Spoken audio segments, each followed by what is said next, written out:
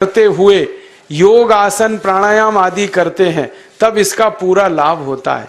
तो मैं आपको आपकी जिंदगी के लिए छोटे छोटे कुछ 4 नियम बताना चाहता हूं और ये 4 नियम का पालन आप सब करिए।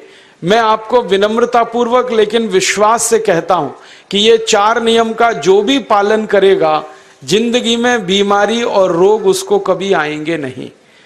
परम पूजनीय स्वामी रामदेव जी खुद 40-45 साल से इन 4 नियमों का पालन करते हैं। आप भी अगर ये पालन करेंगे तो बहुत अच्छा होगा। मैं भी करता हूं मेरे जीवन। मैं पिछले 15 वर्षों से योग प्राणायाम करता हूं, उसके साथ कुछ नियम मैंने बनाए हैं, वो नियम का पालन करता हूं और वही नियम आपको बताना चाहता हूं। स्वामी जी पालन करते हैं, मैं करता हूं, हमारे लाखों योग शिक्षक करते हैं और इन नियमों का पालन करने से हमको इतना लाभ हुआ है कि कभी बीमारी आती नहीं।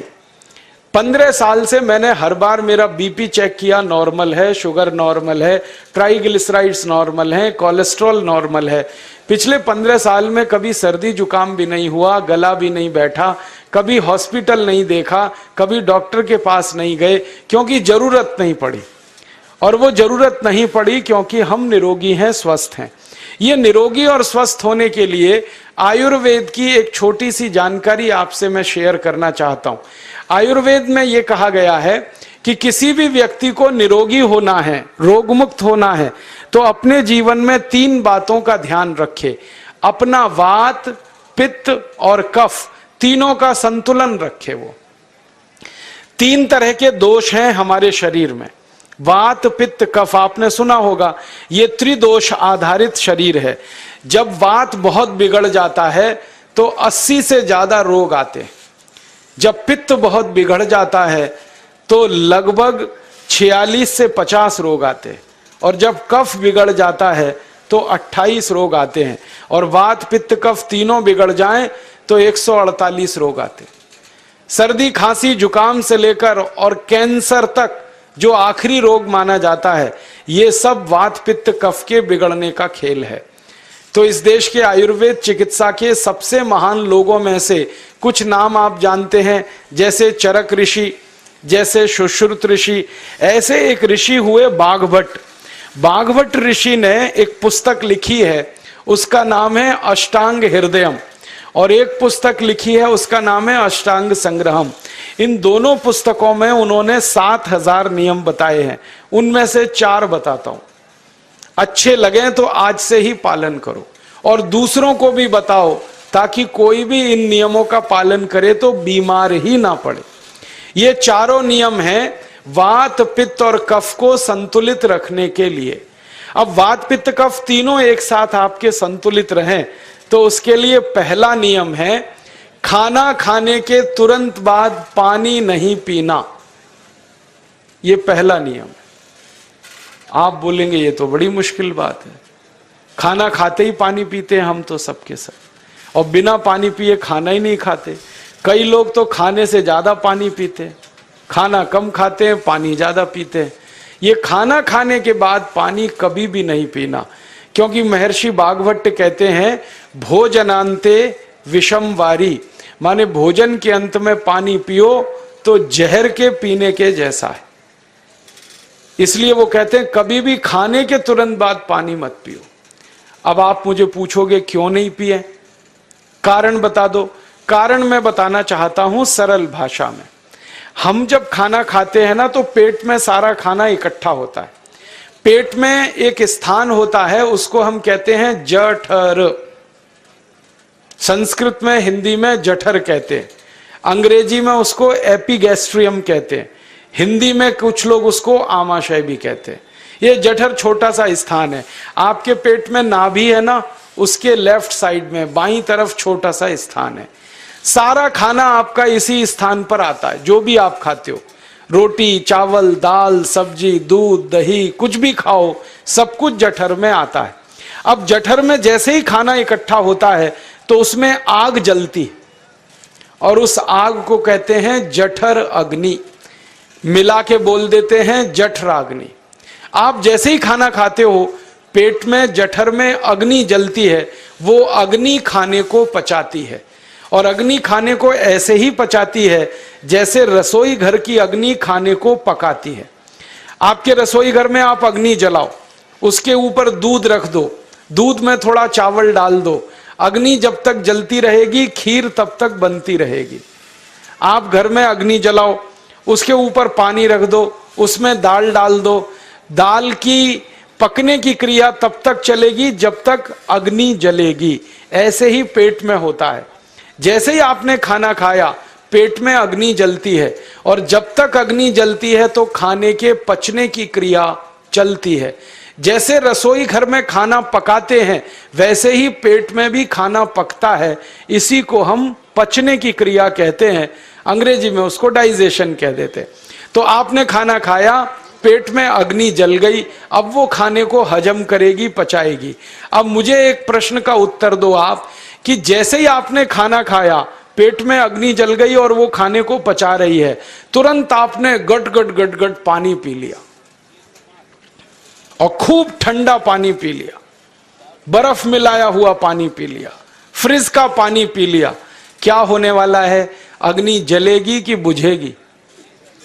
अग्नि के ऊपर पानी डालो तो अग्नि और पानी की दोस्ती नहीं है, दुश्मनी है। पानी अग्नि को बुझा देता है। तो आपने खाना खाया, अग्नि जली, पीछे से गटगट पानी पी लिया, अब अग्नि शांत हो गई, अब खाना पचेगा नहीं, तो वो पेट में पड़ा पड़ा सड़ेगा, और सड़ा हुआ खाना 100 से ज्यादा विष पैदा करेगा, और वो 100 विष आपकी जिंदगी को नरक बना देंगे, और जिंदगी भर आप बीमार पड़े रहेंगे। आपको मालूम है, कई लोग कहते हैं मुझे पेट में बहुत गैस बनती है। ये गैस उन्हीं को बनती है जिनका खाना हजम नहीं होता। कोई लोग कहते हैं कि मुझे पेट में जलन होती है, ये जलन उन्हीं को होती है जिनका खाना पचता नहीं। कोई कहते हैं कि मेरे पेट में एकदम गुम हो जाता है, फूल जाता है, ये सब वो लक्षण हैं जब खाना पचता नहीं। तो खाना पचेगा नहीं तो सड़ेगा, सड़ेगा तो विष पैदा करेगा, और वो विष आपको बीमार करेंगे। इसलिए महर्षि बागभट्ट ने कहा, खाना खाते ही पानी मत पियो। समझ में आया? फिर आप बोलोगे कितनी देर तक नहीं पिए? कम से कम 1 घंटे तक। 1 घंटे बाद पानी पियो। आप बोलोगे जी 1 घंटा क्यों? ये जो अग्नि जलने की क्रिया है ये लगभग 1 घंटे तक ही चलती है पेट में, उसके बाद अग्नि अपने आप शांत हो जाती है, उसके बाद पानी पी लो। तो खाना अगर 10 बजे खाया तो 11 बजे पानी पियो, 11 बजे खाया तो 12 बजे पियो, 12 बजे खाया तो 1 बजे पियो, 1 घंटे बाद पानी पियो। अब आपके मन में यह सवाल आ सकता है कि खाना खाने के पहले पी लें क्या? हाँ पी लो, 40 मिनट पहले पेट भर के पानी पी लो। 10 बजे खाना खाना है, 9:20 पे खूब पानी पी लो, जितना पी सकते हो। 11 बजे खाना खाना है, 10:20 पे पी लो, खूब पानी पी लो, 40 मिनट पहले। आप और एक सवाल पूछ सकते हो कि अच्छा ठीक है, खाने के बाद पानी तो नहीं पिएंगे, कुछ और पी सकते हैं क्या पानी को छोड़कर? तो उसके लिए बागभट्ट जी कहते हैं कि खाने के तुरंत बाद अगर पीना है तो दही की लस्सी पियो, मट्ठा। खाने के बाद अगर तुरंत पीना है तो फलों का रस पियो, गन्ने का रस पी लो, संतरे का रस पी लो, मौसमी का रस पी लो, अनार का रस पी लो। अब आप कहोगे ये सब महंगी महंगी चीजें बता रहे हैं, गन्ने का रस, संतरे का रस, अनार का रस, पैसे तो है नहीं। तो सबसे सस्ता रस है नींबू का ही रस पी लो, शिकंजी बना के पी लो, वो तो सबसे सस्ता है। तो खाना खाने के बाद या तो दही की लस्सी पियो या रस पियो। और एक तीसरी चीज है, दूध पी सकते। तो खाने के तुरंत बाद पीना है तो दही की लस्सी या मट्ठा, खाने के तुरंत बाद पीना है तो कोई फल का रस, खाने के तुरंत बाद पीना है तो दूध। पानी 1 घंटे बाद पियो। और अगर एक बात ध्यान रखो तो अच्छा है कि सवेरे खाना खाते हैं जिसको हम ब्रेकफास्ट कहते हैं, नाश्ता, तो फलों का रस पीना अच्छा, दोपहर को खाना खाएं तो लस्सी और मट्ठा पीना अच्छा, और रात का खाना खाएं तो दूध पीना अच्छा। जो लोग इस नियम का पालन कर सकते हैं जिंदगी में कभी भी 80 रोग उनको नहीं हो सकते। वात पित्त कफ तीनों ही इस एक छोटे से नियम से संतुलित रहते हैं। तो ये पहला नियम मैंने आपसे कहा। दूसरा नियम एक और है, और वो नियम ये है कि पानी कभी भी पियो, घूट घूट भर के पियो। जैसे गरम चाय पीते हैं, गरम कॉफी पीते हैं, गरम दूध पीते हैं, एक एक घूट भर के, एक एक सिप करके, ऐसे ही पानी पीने की आदत डालो। ये मुंह में एक बार गिलास लगा लिया, गटागट उसको खाली कर दिया, ये तरीका गड़बड़ है। एक घूट पानी, दो घूट पानी एक बार में उतना ही पियो। आप बोलोगे ये क्या चक्कर है?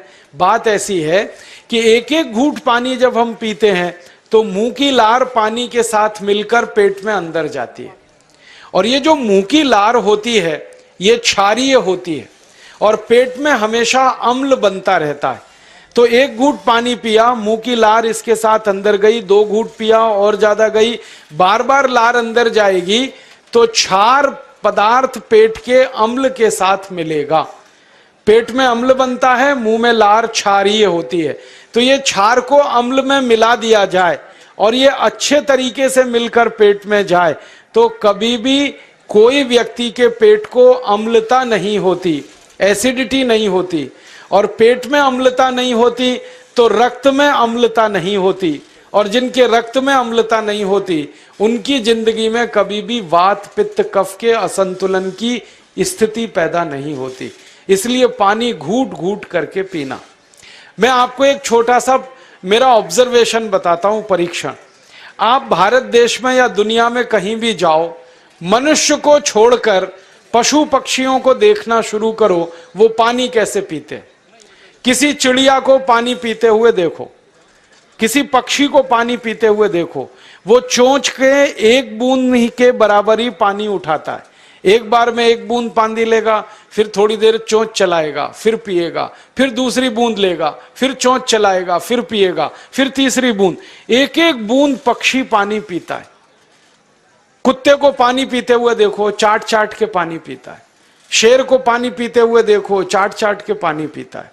जितने जानवर चाट कर पानी पीते हैं, जितने पक्षी एक एक घूंट पानी पीते हैं, किसी भी पक्षी और किसी भी जानवर को डायबिटीज नहीं है, किसी को अर्थराइटिस नहीं है, कोई पक्षी ओवरवेट नहीं है, कोई पशु ओवरवेट नहीं है। वो सब स्लिम और ट्रिम है, क्योंकि वो इतने होशियार हैं कि पानी चाट के पीते हैं या घूट घूट करके पीते। अब मुझे ये हैरानी होती है कि ये पशु पक्षियों को कौन सिखाता है? वो अपने जन्म से ये ज्ञान सीख के आते। उनका कोई गुरु नहीं है, उनका कोई विद्यालय नहीं है, उनके कोई प्रशिक्षण शिविर नहीं लगते, फिर भी उनको इतनी अकल है कि पानी घूट घूट पीना। और हम ये मनुष्य जिनके इतने गुरु, इतने विद्यालय, इतने कॉलेज, सीखने वाले, सिखाने वाले, और हम मूर्खों के मूर्ख गटागट गटागट पानी पीते रहते। तो पानी पीने का तरीका बदल दो, घूट घूट भर के पानी पियो। ये दूसरा नियम है। तीसरा नियम है कि जिंदगी में कितनी भी प्यास लगे, ठंडा पानी कभी मत पियो। बर्फ डाला हुआ पानी, फ्रिज में रखा हुआ पानी, वाटर कूलर का पानी जिसका तापमान बहुत कम है, ये कभी मत पीना। क्यों? क्योंकि शरीर आपका गर्म है और पानी ठंडा है। अब होता क्या है वो मैं समझाता हूं सरल भाषा में। पेट तो गर्म है, अब इसमें ठंडा पानी डाल दिया आपने, तो अंदर झगड़ा होता है। और झगड़ा क्या होता है? या तो पानी पेट को ठंडा करेगा या पेट पानी को गर्म करेगा। अगर पानी ने पेट को ठंडा कर दिया तो पेट के ठंडा होते ही हृदय ठंडा होता है, हृदय के ठंडा होते ही मस्तिष्क ठंडा होता है, मस्तिष्क के ठंडा होते ही आदमी ठंडा होता है, और आदमी ठंडा होते ही राम नाम सत्य होती है। आपको मालूम है, जब शरीर ठंडा पड़ जाता है तो घर में भी नहीं रखते, निकाल के बाहर सड़क पे रख देते। जो घर आपने बनाया अपनी मेहनत से, शरीर के ठंडा पड़ते ही निकाल बाहर करते हैं उस घर में से, और फिर चिल्लाने लगते हैं, लेके जाओ, जल्दी लेके जाओ, इसको जला के आओ। माने ठंडे शरीर की इज्जत नहीं है। तो ठंडा पानी क्यों पी रहे हो भाई? बंद कर दो। कोई जानवर ठंडा पानी नहीं पीता, कोई पक्षी नहीं पीता। तो आप ये ठंडा पानी पीना बंद करो, सादा पानी पीना शुरू करो। और गर्मी के दिनों में बहुत अगर आपको तकलीफ है तो मिट्टी के घड़े का पानी पी लेना, फ्रिज का और बर्फ का नहीं पीना। ये तीसरा नियम है। और चौथा और आखिरी नियम है कि आप सवेरे ही सवेरे जब सोकर उठते हो तो सबसे पहले पानी पियो।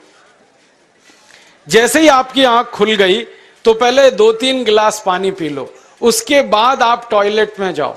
उठते ही पानी पियोगे तो 2 फायदे हैं। पहला फायदा यह है कि पानी पेट में जाकर बड़ी आंत को साफ करता है, और जैसे ही बड़ी आंत की सफाई होगी पेट पे दबाव पड़ेगा और आप संडास घर में जाएंगे, 2-3 मिनट में पेट आपका साफ हो जाएगा। जिनका पेट सुबह एक बार में साफ हो जाता है उनकी जिंदगी में कभी रोग नहीं आता। इसलिए सुबह सुबह उठते ही पेट साफ होना जरूरी है। और उठते ही पानी पियोगे तो मुंह की जो लार है वो पानी के साथ मिलकर अंदर जाएगी। सुबह पेट में एसिड की मात्रा ज्यादा होती है, इसलिए लार का पेट में जाना बहुत जरूरी है। इसलिए सुबह उठते ही पानी पीना बहुत जरूरी है। ये 4 नियम हैं आयुर्वेद के। पहला नियम, खाना खाने के 1 घंटे बाद पानी पीना। दूसरा नियम, पानी को हमेशा घूट घूट भर के पीना। तीसरा नियम, कभी भी जिंदगी में ठंडा पानी नहीं पीना। और चौथा और आखिरी नियम, सवेरे उठते ही सबसे पहले पानी पीना। 4 नियमों का पालन जो भी अपने जीवन में कर सकता है वो वात पित्त कफ तीनों को संतुलित रख सकता है। और जिसका वात पित्त कफ संतुलित है उसके जीवन में बीमारी नहीं आती है। और जो बीमार नहीं पड़ते हैं वो स्वस्थ और तंदुरुस्त और सुखी रहते हैं। उनकी जिंदगी का खर्चा कम होता है और देश का भी बहुत सारा पैसा बचता है। आपको शायद मालूम है या नहीं, 1 साल में हम जब बीमार पड़ जाते हैं भारतवासी तो साल का करीब 6 लाख करोड़ रुपया हमारा खर्च हो जाता है उन बीमारियों का इलाज करने में। इसलिए इतना पैसा फालतू में हम खर्च करें हर साल 6 लाख करोड़, ये बहुत बड़ी रकम है। इससे बेहतर यह है कि हम बीमार ही नहीं पड़ें और स्वस्थ रहें, सुखी रहें। और ये 6 लाख करोड़ का जो खर्चा हम करते हैं बीमार पड़ने पर, अक्सर ये एलोपैथी की दवाएं खाने में खर्च होता है। और जो एलोपैथी की दवाएं हम खा रहे हैं जैसे paracetamol, Baralgan, Butazone, oxyphenbutazone, aspirin, Disprin, Novalgin, ये सब ऐसी खराब दवाएं हैं जो दुनिया के देशों में 20 साल पहले बंद हो चुकी हैं, भारत में धड़ल्ले से बिक रही हैं और हमको बीमारियों से ज्यादा गंभीर बीमारियों में फंसा रही। ज्यादातर दवाएं जो आप खाते हो वो किडनी खराब कर देती हैं, लीवर खराब कर देती हैं, आंतों में घाव कर देती हैं, विकलांगता आ जाती है, पैरालिसिस हो जाता है, ब्रेन हेमरेज हो जाता है, हार्ट अटैक आ जाता है। दुनिया में लगभग इस समय 84,000 दवाएं बिकती हैं और आपको सुनकर हैरानी होगी उनमें से मात्र 117 दवाएं हैं जो काम की हैं, बाकी सब बेकार की दवाएं हैं। उन बेकार की दवाओं को खाकर हम 6 लाख करोड़ खर्च करते हैं। ये बहुत दुख और अफसोस की बात है। और ये 6 लाख करोड़ का खर्चा समाज के वो लोग करते हैं जिनको जिंदगी में हर समय अपना आर्थिक स्थिति को देख के चलना पड़ता है, जिनकी आमदनी बहुत नहीं है, जिनके घर में आमदनी के बहुत ज्यादा साधन नहीं है, उनको ये पैसा खर्च करना पड़ता है। तो कई बार क्या होता है, किसी का घर बिक जाता है, किसी का खेत बिक जाता है, किसी के घर के गहने गिरवी रख जाते हैं, किसी को कर्ज लेना पड़ जाता है, किसी को कर्ज लेकर दोबारा कर्ज लेना पड़ जाता है। मैंने इस हिंदुस्तान में पिछले 15 साल के प्रवास में देखा कि गांव-गांव के गरीब किसान कर्ज ले लेकर ये महंगी दवाएं खाकर इलाज करते हैं, डॉक्टरों को पैसा देते हैं, दवा कंपनियों को देते हैं, और वो पैसा फिर इस देश में से दूसरे देश में चला जाता है, क्योंकि अक्सर ये दवाएं बनाने वाली कंपनियां विदेशी होती हैं। तो हम 6 लाख करोड़ खर्च करें अपने खून पसीने की कमाई का, उससे अच्छा ये है बीमार ही ना पड़े, दवा खाने की जरूरत ही ना पड़े, तो हम सुखी रहें, स्वस्थ रहें। तो योग प्राणायाम करें, 4 नियमों का जीवन में पालन करें, बहुत आसान है आपके लिए। और अब एक छोटी सी एक बात और आप, उम्मीद है दोस्तों आपको हमारी ये वीडियो फायदेमंद लगी होगी। दोस्तों अगर आपको हमारी ये वीडियो फायदेमंद लगे तो आप अपने दोस्तों से जरूर शेयर करिएगा। लाइक एंड कमेंट करके इस वीडियो के बारे में आप अपनी राय भी जरूर दें। और हाँ दोस्तों, हमारे यूट्यूब चैनल को सब्सक्राइब करना ना भूलें। Thanks for watching.